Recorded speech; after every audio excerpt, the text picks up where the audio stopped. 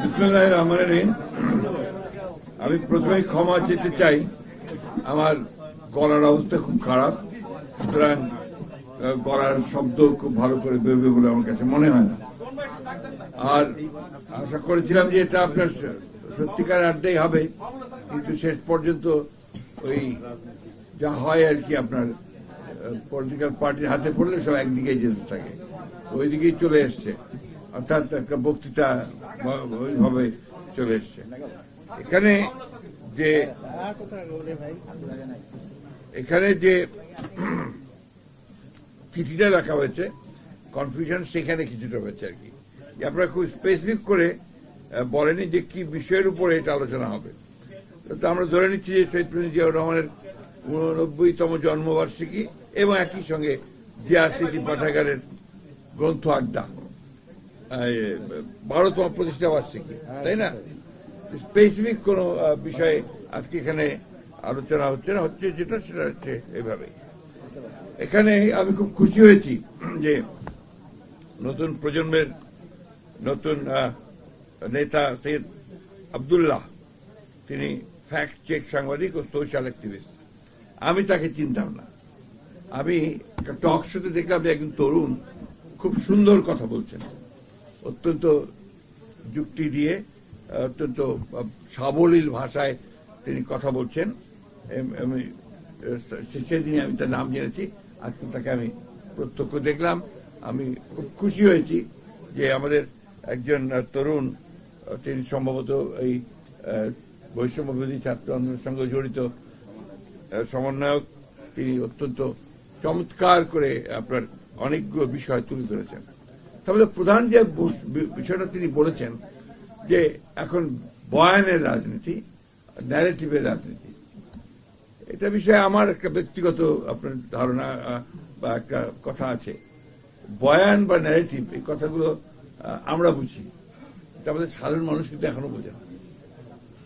আমি যতদূর আমার কাছে মনে হয়, ন্যারেটিভ আমরা ছাত্র জীবনের ন্যারেশন করেছি, সেখান থেকে ন্যারেটিভ ধরে নেওয়া যায়, আর আপনার বয়ান মানে বক্তব্য ধরে নেওয়া যায়। সাধারণ মানুষ এরা কিন্তু এই বয়ান অথবা আপনার ন্যারেটিভ এই কথাগুলো ঠিক অতটা বোঝে না। আরেকটা ক্ষেত্রে যেটা, যে আড্ডা তো আপনার এখন আর এইভাবে হয় না, আড্ডা চলে এসছে এখন আপনার মোবাইলে। এইখানে যে চ্যাট, যেটা আপনার চ্যাটিং হয়, এই চ্যাটিংটাই হচ্ছে আড্ডা, এবং সেখানে আপনার সবাই যুক্ত হয়। সুতরাং রাজনীতি বলুন, অর্থনীতি বলুন, সমাজ বলুন, সবকিছু এটার মধ্যে চলে এসছে, এই একটা জিনিসের মধ্যে চলে এসছে। সুতরাং যে মামুল ভাই যে কথাটা বললেন যে প্রযুক্তির পরিবর্তনের ফলে সবকিছু বদলে যাচ্ছে, এই জিনিসটা আমরা অনেকেই যারা বয়োবৃদ্ধ আছি, বয়স্ক আছি, আমরা ঠিক বুঝতে পারি না, যার ফলে আমাদের এই চিন্তা ভাবনাগুলো বয়স্কদের চিন্তা ভাবনা এবং তরুণদের চিন্তা ভাবনার সঙ্গে অনেক ফারাক থেকে যায়। আমি মনে করি যে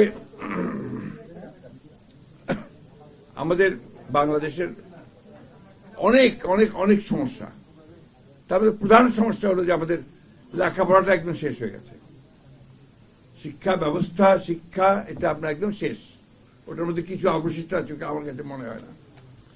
আপনি প্রাইমারি স্কুল থেকে শুরু করেন একেবারে ইউনিভার্সিটি, সব জায়গায় দেখবেন যে এত নিচে চলে গেছে তার মান, এটা ঠিক বলে বোঝানো যাবে না। ক্যাডেট কলেজের ছাত্র Saeed Abdullah, cadet college privileged শিক্ষা প্রতিষ্ঠানের একটা, এই দেশে কম সংখ্যক ছাত্রই সেখানে যাওয়ার সুযোগ পায়, এবং এটা সরকার অনেক অর্থ ব্যয় করে, most privileged. But what about the primary schools? একেবারে সেই কুড়িগ্রামের চরের রৌমারির চরের মধ্যে প্রাইমারি স্কুলটা বা হাই স্কুলটা, সেখানে কি শিক্ষা পাচ্ছে, কি ব্যবস্থাটা আছে, সেটা কিন্তু আমরা অনেকেই জানি না। অসংখ্য স্কুল তৈরি হয়েছে আপনার বিভিন্ন এমপিও ভুক্তি করে, এবং কলেজ তৈরি হয়েছে উইথ অনার্স এন্ড মাস্টার্স, যেখানে আপনার কোন শিক্ষক নেই, সেখানেও আপনার অনার্স করে বসে আছে। দিনাজপুর গভর্নমেন্ট কলেজে যাওয়ার কিছুদিন আগে আমার সুযোগ হয়েছিল। আমার চাকরি জীবনের শুরুতে আমি দিনাজপুর গভর্নমেন্ট কলেজে কাজ করেছিলাম। সেখানে একটা ডিপার্টমেন্ট আছে, অ্যাকাউন্টেন্সি ডিপার্টমেন্ট, যার মাত্র একজন শিক্ষক, অনার্স আছে, মাস্টার্স আছে, অনলি ওয়ান টিচার। এখন আপনারা বলুন যে এই কলেজগুলোর কি প্রয়োজন আছে? সবাই আর্টস পড়ে, বিএ আর্টস বেশিরভাগ, এবং আপনার যে কমার্স খুব কম ছাত্র পড়ে আজকাল, সায়েন্স তো পড়েই না প্রায়। তাহলে এই যে শুধুমাত্র জেনারেল এডুকেশনে বিএ পাস করাচ্ছেন, তাদেরকে দিয়ে আপনি কি করবেন? তাদের প্রয়োজনটা কি? সমাজে তার প্রয়োজন কি? কোনো প্রয়োজন নেই। এবং যার ফলে দেখা যাবে যে তার পুরো শিক্ষাটাই ব্যর্থ হয়েছে। এর মধ্যে কি হয়? ছেলেকে লেখাপড়া শেখানোর জন্য, মেয়েকে লেখাপড়া শেখানোর জন্য ওই বৃদ্ধ মা তার জমিটুকু, শেষ জমিটুকু বিক্রি করে ছেলেকে পাঠিয়ে দেন ঢাকায় পড়ার জন্য। সেখান থেকে বিএ পাস করে যায় বা একটা প্রাইভেট ইউনিভার্সিটি থেকে একটা ডিগ্রি নিয়ে যায়, তারপর চাকরি খুঁজে পায় না। এই যে আপনার সারা দেশে অসংখ্য শিক্ষিত বেকার, এটা তো একটা বড় সমস্যা। এটাকেও কিন্তু আমরা কেউ চিন্তা করছি না। আজকে এই সরকার সংস্কার কমিশন অনেকগুলো গঠন করেছে, কিন্তু শিক্ষা সংস্কারের কোনো কমিশন হয়নি, যেটা সবচেয়ে আগে প্রয়োজন ছিল, যেটা আমি মনে করি যেটা সবচেয়ে আগে দরকার ছিল। গোটা প্রবলেমগুলোর মূলে ওই জায়গাটাই। আমার যদি শিক্ষাটাই ঠিক না হয়, জ্ঞান যদি আমার না থাকে, তাহলে আমি কি দিতে পারবো বা কি নিতে পারবো, বা সমাজে কোন পরিবর্তনটা আমি আনতে পারবো, আমি নিজের পরিবারের জন্য বা কি পরিবর্তন আনতে পারবো। আপনারা দেখুন, মেডিকেল কলেজগুলোতে পরীক্ষার রেজাল্ট কালকে বেরিয়েছে বোধ হয়, তাই না? এবং এতগুলো ছেলে পরীক্ষা দিয়েছে, তার মধ্যে কয়েকটা মাত্র 5,500 ছেলে বোধ হয় সুযোগ পেয়েছে বিভিন্ন আপনার সরকারি আপনার মেডিকেল কলেজগুলোতে পড়ার জন্য। বাকিরা কি করবে? আবার তাদেরকে, সবচেয়ে মজার ব্যাপার হচ্ছে হাই স্কুলে লটারি করে ভর্তি হয়। আমি উদাহরণ দিই, আমার ঠাকুরগাঁ জেলা স্কুল, সেখানে লটারি করে ঠাকুরগাঁ ছেলেরা পরীক্ষা দিয়েছে। ক্লাস 3-তে যে ছেলে ভর্তি হবে তাকে যেতে হচ্ছে আপনাদের গাইবান্ধা স্কুলে। কোন ব্যবস্থা, কি লাভ, এটাতে কি তৈরি হচ্ছে আমি কিচ্ছু বুঝতে পারি না। এই যে একটা, আমি বলবো এটাকে উন্মাদনা চলছে শিক্ষার ক্ষেত্রে, এটা তো আপনার কেউ কোনোদিন এটা দৃষ্টিও দিচ্ছে না, কথাও বলছে না, এবং এটাকে পরিবর্তন করার জন্য কোনো চেষ্টা করা হচ্ছে না। এখানে যেহেতু আপনার কোন নির্দিষ্ট বিষয়ে আলোচনা হচ্ছে না, আলোচনা বিভিন্ন খাতে যাবেই, এটা খুব স্বাভাবিক ব্যাপার। মাহবুবুল্লাহ ভাই আমার এখানে পাশে বসে আছেন, উনি আমার আদর্শ। আমরা যখন প্রথম ঢাকা কলেজেই পড়ি, তখন থেকে ওনাকে আমরা চিনি যে তিনি একজন অত্যন্ত ব্রিলিয়ান্ট স্টুডেন্ট এবং রাজনীতির সঙ্গে জড়িত। যখন ঢাকা ইউনিভার্সিটিতে গিয়েছি, ওনাকে সরাসরি পেয়েছি, তখন ছাত্র ইউনিয়নের উনি সাধারণ সম্পাদক, আমরা ঢাকা ইউনিভার্সিটি গিয়ে ভর্তি হয়েছি। একদিকে মেধাবী, স্ট্যান্ড করা প্রত্যেকটা পরীক্ষাতেই, অন্যদিকে আপনার রাজনীতির একেবারে সবচেয়ে আপনার বিপ্লবী রাজনীতির সঙ্গে জড়িত মাহবুবুল্লাহ ভাই। তার সংস্পর্শে আসার সুযোগ হয়েছে, অনেকেরই সংস্পর্শে আসা হয়েছে। উনি আমাদের পরীক্ষার আগের রাতে আমাদেরকে ইকোনমিক্স পড়িয়েছেন, পরীক্ষার আগের রাতে উনি ইকোনমিক্স পড়িয়েছেন আমাদেরকে। তো সেই মাহবুবুল্লাহ ভাই আজকে রিটায়ার্ড লাইফ লিড করছেন, এবং ওনার যে দেওয়ার কথা, যত বেশি আমরা আশা করি তার কাছ থেকে, আমরা যেটা আশা করেছিলাম যে আরো আরো আরো বেশি কিছু, তার জন্য সমাজ সেই সুযোগটা সৃষ্টি করেনি, এখনো করছে না। এই বিষয়গুলোর দিকে কিন্তু আমাদের নজর দেওয়া আমরা কেউ দেই না। আমরা যারা রাজনীতি করি আমরাও দেই না, কেউই দেয় না। এরকম অসংখ্য আছে, বিশেষ করে আমাদের যারা অবদান রেখেছেন আমাদের এই রাষ্ট্র গঠনে। 69 মুভমেন্টে তখন মাহবুবুল্লাহ ছিলেন একজন দিকপাল, তার বক্তৃতা শোনার জন্য সেই সময় হাজার হাজার ছাত্ররা চলে আসত। সেই মাহবুবুল্লাহ 71 সালে যুদ্ধের পুরোটার সময় পাক সেনাদের বাহিনীর কারাগারে ছিলেন, তার মৃত্যুদণ্ড হয়েছিল। এই কথাগুলো কিন্তু অনেকেই জানে না। আমরা শুধু বলছি শিক্ষাবিদ, উনি শুধু শিক্ষাবিদ নন, তিনি সমাজ পরিবর্তনের সবচেয়ে কঠিন রাস্তাটা বেছে নিয়েছিলেন, বিপ্লবের রাস্তা। সেই বিপ্লবের রাস্তা বাঁচতে গিয়ে তিনি তার জীবনের যে তথাকথিত যে উপরে ওঠার যে সিঁড়ি, সেই সিঁড়ি উনি খোঁজেন, যার ফলেই আজকে উনি বলছেন যে আমার তো গাড়ির সমস্যা। এটাই বাস্তবতা। আমি এই জন্য কথাগুলো বলছি যে সমাজ তো আমরা ঠিক যেভাবে চাই সেভাবে সমাজ তৈরি হয়নি, যেভাবে চাই রাষ্ট্র সেভাবে তৈরি হয়নি। আমি ধন্যবাদ দিতে চাই ছেলেদেরকে যে তারা এই বিষয়গুলোকে সামনে নিয়ে এসেছে, এখন কথা হচ্ছে। একই সঙ্গে একটা কথা মনে রাখতে হবে সবসময়, যে হঠকারিতা করা যাবে না। অতি বিপ্লবী কোন চিন্তা ভাবনা নিয়ে সমাজে আরো অস্থিরতা বা একটা চরম একটা পরিস্থিতি সৃষ্টি করাটা বোধহয় সঠিক হবে না, নৈরাজ্য সৃষ্টি করাটা বোধহয় ঠিক হবে না। এই কথাগুলো আমাদের মাথায় রাখতে হবে। আমাদের সময় মাহবুবুল্লাহ ভাইরা যা থিওরি পড়াতেন আমাদের, তার মধ্যে একটা কথা ছিল রোমান্টিসিজম। রোমান্টিসিজম মানে শুধু প্রেম নয়, বিপ্লবের প্রতি প্রেম, অতি রোমান্টিসিজম। কি বলেন? তো এখন ওই চে গুয়েভারার কথা উনি বললেন, অর্থাৎ এই মুহূর্তে আমি সব পাল্টে দেব, এই মুহূর্তে আমি দখল করব, এই মুহূর্তে আমি সব অন্যায় পড়ে দিয়ে দেবো। এটা হয় না। You have to go step by step, একটা প্রতি ধীরে ধীরে যেতে হয়, যেতে গেলে কিছুটা পারা যায়। তাও সবকিছু যে সুনিশ্চিত হবে তা নয়। আজকে বদলায়, সবকিছুরই পরিবর্তন হয়। আজকে সোভিয়েত ইউনিয়নে বিপ্লব হয়েছে, সে বিপ্লব তখন সত্যিকার অর্থেই গোটা পৃথিবীর নির্যাতিত মানুষের সামনে সেটা একটা স্বপ্ন ছিল, যে সোভিয়েত ইউনিয়নের বিপ্লবের মধ্যে দিয়ে, লেনিনের কথার মধ্যে দিয়ে সেই যে বিপ্লব প্রতিষ্ঠা হলো, সমস্ত জন্য মানুষের ভাগ্য পবিত্র হবে, গরিব লোক অনেক ভালো থাকবে, এটাই ছিল ব্যাপারটা। দেখা কি গেল, কিছুদিন পরেই, বেশ কিছুদিন পরেই ওখানেও সেই সমস্যা তৈরি হলো, সোভিয়েত ভেঙে গেল। চীনে মাও সেতুং দীর্ঘদিন সংগ্রাম করে লড়াই করলেন, লড়াই করার পরে তিনি সফল হলেন, চীনে বিপ্লব হলো, লাল পতাকা উঠলো, লাল দেশ তৈরি হলো।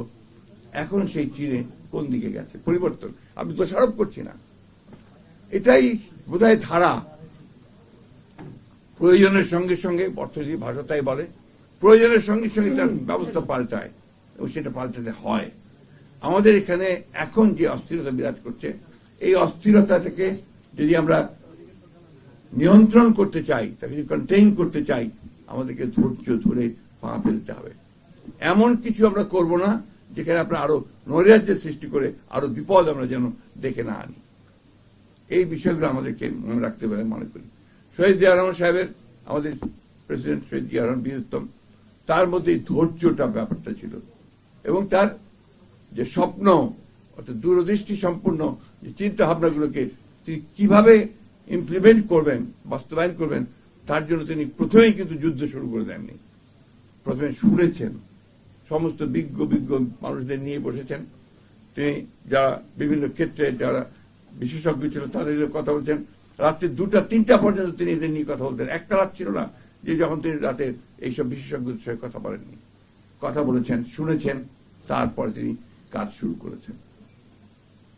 এই জিনিসটাই আমাদের সকলকে মনে রাখতে হবে, তা না হলে আমরা ভুল করতে থাকব।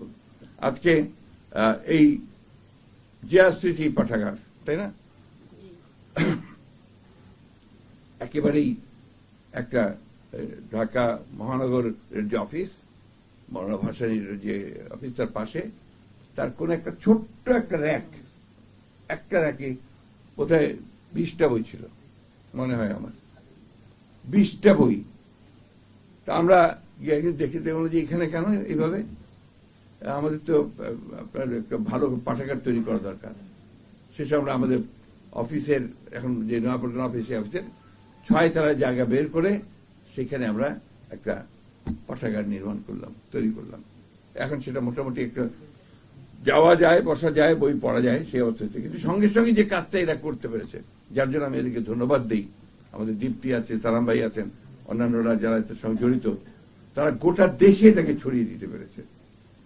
প্রত্যেকটা জেলায়, আমাদের কয়েকটা উপজেলাতেও জিয়া স্মৃতি পাঠাগার তৈরি হয়েছে, এবং তারা এই চেষ্টাই তারা কিন্তু করে যাচ্ছে। এখানে কেউ আমরা ফান্ড দেইনি, তারা নিজেরা তৈরি করে এই কাজগুলো করে যাচ্ছে। এমনকি তারা এই যে পাঠচক্র বা আপনার যে আড্ডা, এগুলো তারা নিয়মিতভাবে করার চেষ্টা করছে। এটা আমি মনে করি যে অবশ্যই বিএনপি রাজনীতিকে আরো সমৃদ্ধ করবে। বিএনপিতে যারা জ্ঞান চর্চা করে তাদের সংখ্যা বাড়াবে, ওটা আরেকটা সমস্যা। কিন্তু রাজনীতিতে আমাদের বর্তমান রাজনীতি কিন্তু লেখাপড়ার ব্যাপারটা একদমই নাই, একেবারেই নাই। একটু লেখাপড়া যারা ভালো করে তাদেরকে ঠাট্টা করে কি বলা হয় যেন, আঁটেল। ঠিক আছে? তো এই পরিবেশে স্বাভাবিকভাবেই এরা যে কাজটা করেছে, এটা দুঃসাহসী কাজ করেছে এবং তারা সফল হয়েছে। আমি ধন্যবাদ জানাই তাদেরকে। আর আমি আগে বলেছি যে আমাদের রীতা আপা, তিনি ইতিমধ্যেই আমাদের ঢাকা একদম কাছে একটা চমৎকার লাইব্রেরি করেছেন। এরকম লাইব্রেরি কিন্তু অনেকখানি খুব সুন্দর সুন্দর গড়ে উঠেছে, আপনারা সেটা দেখবেন। আমি কথা বেশি বাড়াবো না, আমি একটা কথাই শুধু আপনাদেরকে শেষ কথা বলতে চাই যে কখনো ধৈর্য হারাবেন না, আশা হারাবেন না। আমরা কেন জানি না, আমাদের প্রত্যাশা অনেক, কিন্তু ধৈর্য একেবারেই কম। এই তো মাত্র কয়েকটা মাস হয়েছে, এর মধ্যে সব পাগল হয়ে গেছি আমরা। এবং দেখেন আমাদের এই সরকার অনেক ভুল ত্রুটি করছে, ভুল তো করবেই, তারা সরকারে ছিল না, রাজনীতি করেনি, রাজনীতির বিষয় তারা অতটা জানেও না, বোঝেও না, তাই না? তাদেরকে তো সেই সময়টুকু সুযোগ দিতে হবে। প্রতিদিন আপনার এখন বার হচ্ছে আপনার মিছিল, দাবি দাওয়া সব বেড়ে গেছে। একদিন কোথায় ছিলে বাবা? তখন তো একটা কথা বলার সুযোগ, সাহসও কেউ পাও নাই, একটা কথা বলার সুযোগ কেউ পাও নাই, সাহসও পাও নাই। আর এখন যেহেতু একটা অবস্থা তৈরি হয়েছে, সবাই যাবে পেটে। এখন ওয়াজির সাহেব বলছিলেন যে ওনার পাশেই জাতীয় বিশ্ববিদ্যালয়, না আজকে ওখানে স্ট্রাইক চলছে, রাস্তাঘাট বন্ধ। এটাতে লাভটা কার? এটাতে এই দেশের, এই সমাজের, এই মানুষের কোন লাভ হবে না। ধৈর্য ধরে যাই, সামনের দিকে যাই। অনেক ত্রুটি আছে, আমি বিশ্বাস করবো, তো অনেক ত্রুটি তো তারা নিয়ে এসছে, একটা জঞ্জালের মধ্যে এসছে, একেবারে ধ্বংসপ্রাপ্ত জঞ্জাল। চিন্তা, আমার ধারণা ছিল যে এটা এত খারাপ হয়ে গেছে। এই আপনার পরিবর্তনের পরে যখন আমরা দু একটা জায়গায় খোঁজ খবর নেই, অফিস আদালতে খোঁজ খবর নেই, ভয়াবহ কাণ্ড, ভয়াবহ দুর্নীতি, চুরি, ব্যক্তিগত স্বার্থ ছাড়া আর কোন চিন্তা নেই সরকারি আমলাদের মধ্যে। বলতে আমি বাধ্য হলাম, দুঃখিত। এই অবস্থার পরিবর্তন তো আপনার এত দ্রুত হবে না, একদিনে হবে না। ধৈর্য ধরেন, স্ট্রাকচার আমরা খাড়া করি, গণতান্ত্রিক একটা স্ট্রাকচার খাড়া হোক। সেই স্ট্রাকচার খাড়া হলে নিশ্চয়ই আমরা আপনার সামনের দিকে এগিয়ে যেতে পারবো। তো একটা কথা আবার আমি বলি, আমাকে অনেকে ভুল বোঝে যে আপনি তো নির্বাচন করেন কেন? হ্যাঁ, আমাকে বিশেষ করে ছাত্ররা তো বলেই, এখানে নির্বাচন করার কারণটা হচ্ছে একটাই, হচ্ছে যে আমরা বিশ্বাস করি, আমি জানি না আমার এই বিশ্বাস ভুল কিনা, যে কোনো নির্বাচিত সরকার কিন্তু একটা অনির্বাচিত সরকারের চেয়ে ভালো। আমার এক্সেস থাকে, আমি যেতে পারি, কথা বলতে পারি, এমন আমার সেই জায়গাটা নেই। জিয়াউর রহমানের কৃতিত্বটা ছিল কোন জায়গায়? জিয়াউর রহমানের কৃতিত্ব ছিল ওই জায়গায় যে তিনি একটা একদলীয় শাসন ব্যবস্থা, একেবারে বদ্ধ একটা রাজনীতি এবং বদ্ধ একটা অর্থনীতি, সেখান থেকে তিনি বের করে নিয়ে এসেছিলেন। ওটাই তো ছিল বাংলাদেশের জন্য সবচেয়ে বড় সংস্কার, একদলীয় রাজনীতিকে বহুদলীয় রাজনীতি। একটা ভ্রান্ত সমাজতান্ত্রিক অর্থনীতি থেকে তিনি একটা মিশ্র এবং মুক্ত বাজার অর্থনীতির দিকে নিয়ে এসেছিলেন। ওটা সমাজতান্ত্রিক ভ্রান্ত বললাম তো, সেই জন্য ভ্রান্ত সমাজতান্ত্রিক চিন্তা থেকে নিয়ে। আর আওয়ামী লীগ সমাজতন্ত্র করবে কি? আওয়ামী লীগ কোন সমাজতন্ত্র বিশ্বাসই করতো না, করতো না। এটা ছিল প্রতারণা। আপনার, আমার এখনো মনে আছে, এটা বোধহয় সম্ভবত আপনার 69 আপনার এই শহীদ মিনারে আপনার সব অল পার্টি মিটিং হচ্ছে, ওখানে আপনার 21 ফেব্রুয়ারির পরের দিন বা 21 ফেব্রুয়ারিতে। তো ওইখানে আমাদের ওই যে তখন আপনার ছাত্র ইউনিয়নের প্রেসিডেন্ট ছিলেন আমাদের নর্থ বেঙ্গলের, না মানিক ভাই না, আপনার যে দোহা ভাই, শামসুদ দোহা ভাই, হ্যাঁ সেক্রেটারি। তো উনি বক্তৃতা করতে গিয়ে আফ্রো এশিয়া, লাতিন আমেরিকার করে এই আপনার সমাজতন্ত্রের কথা বলে মার্কিন সাম্রাজ্যবাদের বিরুদ্ধে কথা বললেন। আর যায় কোথায়, এত বড় বড় চুরি টুরি সব বের হয়ে আসলো, মার্কিন সাম্রাজ্যের বিরুদ্ধে কথা বলা যাবে না। এবং সেটা ছাত্রলীগের নেতারা, রিমেম্বার? তখন ওই দল যদি আপনার সমাজতন্ত্র করতে যায়, তো কি হবে সমাজতন্ত্রের অবস্থা? তাই হয়েছে।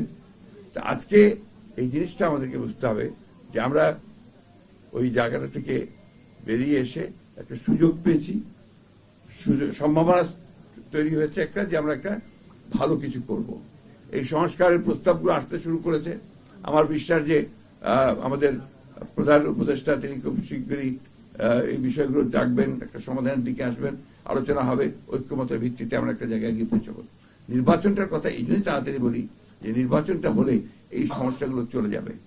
এখানে আপনার একটা নির্বাচিত সরকার, সে একটা পিপুলস ম্যান্ডেট নিয়ে বসবে। এরা তো এখন বসতে পারেনি, ওদের মধ্যে সেই যে কনফিডেন্স, সেই কনফিডেন্স তো নাই। এই জন্যই আর পিপুলের ভাষাটা তো বুঝতে হবে, সেটা আপনার একটা নির্বাচিত সরকারি সবচেয়ে ভালো বুঝবে বলে আমরা বিশ্বাস করি। এই জন্য আমাদের এখনই করে ফেলতে হবে তা তো বলছি না, ন্যূনতম যে সংস্কারটা প্রয়োজন সেটা করে নিয়ে নির্বাচিত করলে সমস্যাটা অনেকটা সমাধান হবে। যাই হোক, আমি আর কথা বাড়াবো না। আমি আড্ডা দিতে গিয়ে বক্তৃতার মতোই কথা বলে ফেলেছি, কিন্তু আড্ডার পরিবেশ তো এখানে নাই। আড্ডা আমি আশা করবো এর পরে আমাদের সালাম সাহেব, দীপ্তি, এরা সেই পরিবেশ নিয়ে আরো ভালোভাবে তৈরি করতে পারবেন, আড্ডার ব্যবস্থা করতে পারবেন। সেই জন্য আমি আবার তাদেরকে ধন্যবাদ জানাচ্ছি। ধন্যবাদ সবাইকে। আসসালামু আলাইকুম।